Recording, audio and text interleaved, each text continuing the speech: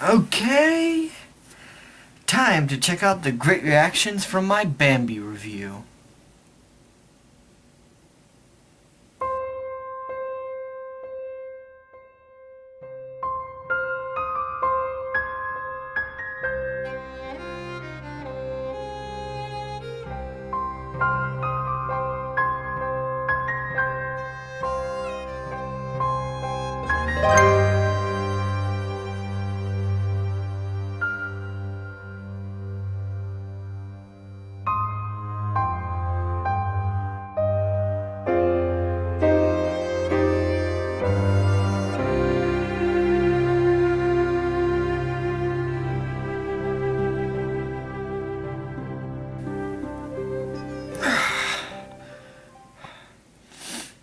Wow, that sure does cut deep.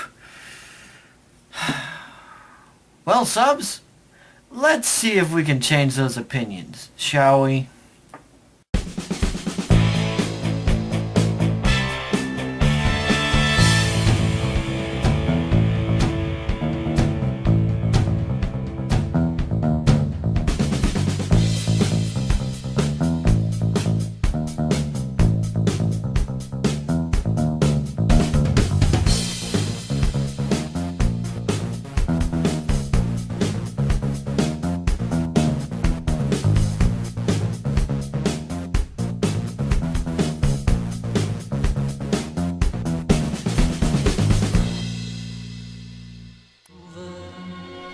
The misty mountains rise, leave us standing upon the height.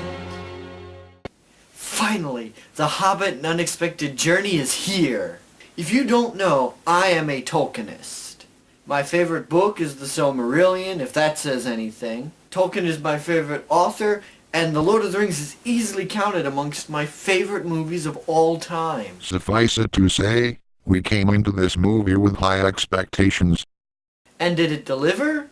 Well, let's take a look at the plot to part 1. An interesting aspect of this film is that it is not only an adaptation of The Hobbit, but also of The Quest for Erebor, a smaller account that was within the appendices of The Lord of the Rings. The story takes us back to Middle-earth and covers the adventures of Bilbo Baggins as he assists Thorin Oakenshield in his quest to reclaim the lost dwarven kingdom of Erebor from the evil dragon Smaug. It is such a great relief to finally see Middle-earth back on the screen. Yes, it really is spectacular. It's been almost 10 years since the Fellowship Ring appeared in theaters and changed everything about nerd culture. And somehow they've even managed to improve off of that, if you can believe it. There are so many good things that this film has to offer, I don't even know where to start. To simplify matters, let me introduce a new segment to the show. It is called Pro and Con. Yeah, you do that, subs. Pro number 1. The story. Oh my god, is this story just so awesome. It is just as strong as The Lord of the Rings, although it is a much lighter story. But when you combine it with the quest for Erebor and the history of the dwarves, it does become a lot darker. It covers the first 6 or so chapters of The Hobbit, from the Good Morning to the Eagle's rescue, and while that takes a long time to get there at points, it is a fun ride all the way. But that does reveal the first problem with this movie. The pacing. The film is very, very slow to start up and has an enormous exposition dump at the very beginning of the film. It might get so bad that you'll just eventually scream, Yes, get on with it! And while the beginning is very much like the Fellowship of the Ring's beginning, in fact I'm pretty sure that's why they're doing it, is to hearken to it. It is much longer and much slower. And that can really knock this movie down a peg for you. But those segments are great to watch and really appreciated if you're a hardcore Tolkienist like I am. So I enjoyed them thoroughly. Are there a few moments that I think they could have cut to make the film a little bit better? Sure. But really it's ultimately small potatoes in my book. Pro number 2. The characters. All the characters are unique. There is a large cast of main characters in this film, and while all of them might not have an arc, so to speak, throughout the film, really most of them just kind of act as a unit except for specific scenes, each of them is memorable, and you will enjoy their each unique personalities. If you want my vote for the best character, I have 4 choices: Bilbo, Gandalf, Thorin, and Gollum. The Riddles in the Dark scene is probably the most famous moment in all high fantasy, and it is done masterfully. All my props go to Andy Serkis again, and he continues to show why he is my favorite actor of all time. Gollum just looks and acts amazing in this film. In addition, Thorin is also given a really complex arc. He was already an integral part of the narrative, but now it's even strengthened. Even Gandalf is given a stronger role than he had in the book, as this film also focuses very much on the necromancer subplot. Also, the music. The songs in this film really harken back to The Lord of the Rings, and that's really appreciated. Every song is great, although I hope I'm not the only one who kind of notices that they seem to be wanting to make Song of the Lonely Mountain. Far over the misty mountains rise, leave us standing upon the height. What was before, we see once more. Is our kingdom a distant light? Almost as if it were Into the West.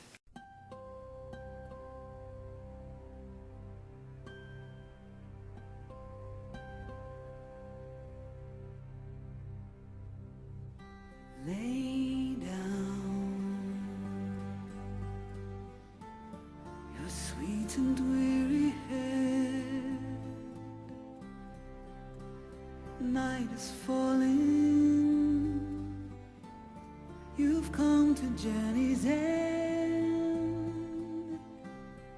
Sleep. I hope I'm not the only one who noticed that. If you had to twist my arm and make me pick a worst character in the film, it would have to be Radagast the Brown. I love Sylvester McCoy as the 7th Doctor, but Radagast does kind of come off as a goob. But I can't forgive him because he just owns the role, even if it is an odd one. Even for a Gallifreyan. Honestly, every moment that I have a problem with in this film, I can counter with a reason that I love it anyway. Tolkien is my weakness, and I just can't attack my Achilles heel. Regardless of the problems I have with this movie. Just a notice, we did not see this film in the 48 frames per second, so we cannot comment on it.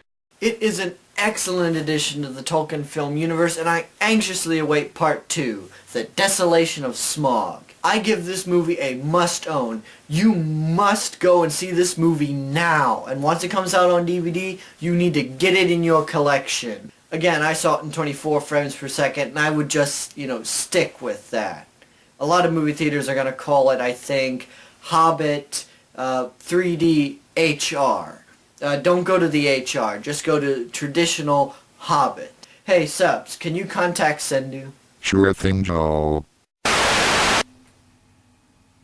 Hello? Hey, Sendu, I'm just calling to tell you about The Hobbit. It was great. I mean, it was so much fun, and it was just so much... it had everything I was looking for. Alright. Cut the crap. What do you want me to do this time? Alright, you caught me. I just happened to notice that you seem to have skipped a Pirate Super Sentai movie. I wonder why that is. No! Haha, too bad, buddy. Merry Christmas, sucker.